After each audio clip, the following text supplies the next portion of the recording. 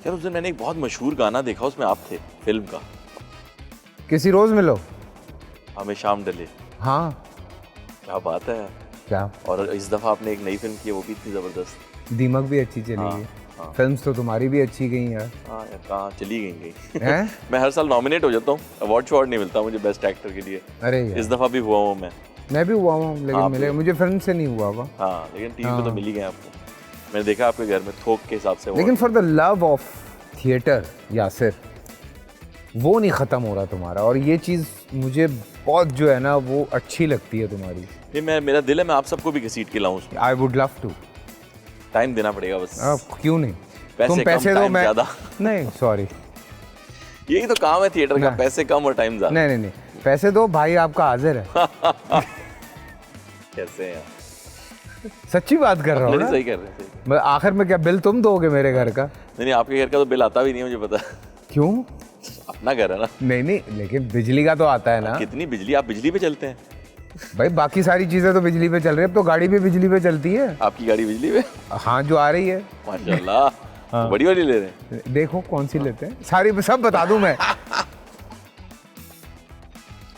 मुझे आई थी 2-3 ऑफर्स, लेकिन वो जिस तरह के उन्होंने पैसे बोले तो मैं उनकी शक्ल देख रहा था कि मैं मतलब 2 महीने में है ही नहीं बेचारों के पास इतने पैसे होते नहीं। हो तो सकता है यार, नहीं किया तो जा सकता है। हाँ, मैं आऊँगा आपके पास। अच्छे स्पॉन्सर्स हों, अच्छी चीज़ें हों तो किया जा सकता है यार, लेकिन बहुत एनर्जी की ज़रूरत होती है। बहुत ज़्यादा, बहुत ज़्यादा, बहुत ज़्यादा। I mean I have seen your monkey business. Back stage पे जाके हम पानी डाल देते थे। खुदा की कसम यार, मतलब जो एनर्जी जो थ्रू आउट जिस तरह से तुम लोग लेके चले हो, और सभी लोग यार, और मैं तो फिर जाऊंगा देखने इंशाल्लाह। हाँ, क्योंकि मैं 3 दफ़ा देख चुका हूँ। और फिर आपने क्लिप लगाया, आप जब प्ले देख के निकले आपने कहा मैं फिर आऊँगा। हाँ, और आप आए। नहीं, फिल्म अच्छी लग जाए तो आप दोबारा जाते हैं, स्टेज प्ले अच्छा लग जाए आप दोबारा जाते हैं। बहुत सारे स्टेज प्लेज हैं जो मैंने 2-2, 3-3 दफ़ा देखे हैं। बहुत सारी फिल्म्स हैं जो शायद मैंने 10-10 दफ़ा देखी हैं। मुझे याद है जब जवानी पार्ट 2 आई थी, हाँ, तो मैं पहले देख आया था। फिर हिमायू कहता कि यार तुम चलो ना यार सारे, मैंने कहा चलो, उसके साथ भी देख आया। फिर फाद कहता यार आप लोग चले गए, मैं नहीं गया। फिर मैं फाद के साथ भी चला गया। फिर और भी हम 2-3 दफ़ा, फिर दोस्त यारों का प्लान बना, फिर हम भी चले गए। तो ये ज़रूरी है, अच्छी बात, मज़ा आता है, सपोर्ट भी होती है और अच्छा भी है। क्या लगता है कि स्टेज का कोई फ्यूचर है पाकिस्तान में? पाकिस्तान में स्टेज का फ्यूचर तब तक नहीं हो सकता जब तक उसको गवर्नमेंट की सपोर्ट ना मिले।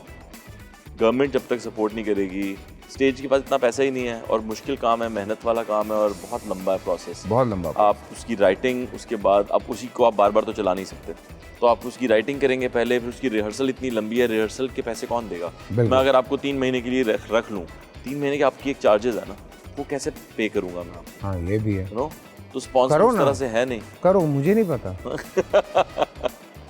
इसलिए होता है आपके घुटनों में दर्द। कहाँ होता है मुझे घुटनों में दर्द? खामखा बदनाम कर रहा है मुझे। जवानी में बुढ़े हुए हैं सारे, सुबह उठा नहीं जाता इन लोगों से। अरे मैं तो उठता हूँ सुबह भाई।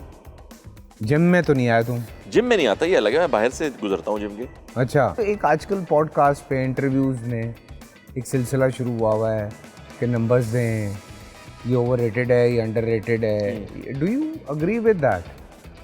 पता नहीं, ओवररेटेड अंडररेटेड किसी का ओपिनियन हो सकता है किसी के बारे में। हाँ। जरूरी नहीं कि उससे हो ही जाए वो बंदा, और अगर किसी ने किसी के बारे में कह भी दिया ना तो इतना कोई नंबर लेने की जरूरत तो नहीं है। हाँ, कोई नंबर्स दे दिए किसी को तो दे दे नंबर, क्या ही नंबर देंगे, सब इधर ही 6, 8, 7 के बीच में घूमते रहेंगे। हाँ, कोई ये थोड़ी कहेगा इसको मैं 1 नंबर देता हूँ।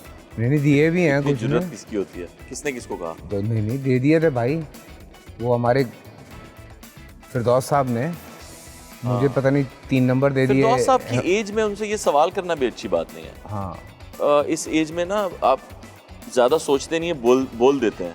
तो मेरे ख्याल में हमारे सारे बुजुर्ग जो अपने घर के होते हैं वो भी ऐसे ही हो जाते हैं, तो हमें उन्हें उसी तरह ट्रीट करना चाहिए। और नहीं, मैंने तो कोई रिएक्ट नहीं किया था। मैंने कहा मैं और मेहनत करूँगा। नहीं, अच्छी बात है, बहुत अच्छा किया आपने।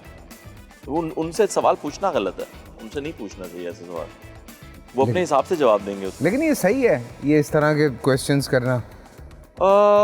अच्छा, सब लोग पॉडकास्ट पे जाके ये कहते हैं कि यार इस तरह पॉडकास्ट पे सवाल करते हैं और लोग जवाब दे देते हैं, लेकिन खुद भी वो यही कर रहे होते हैं, क्योंकि और होगा क्या?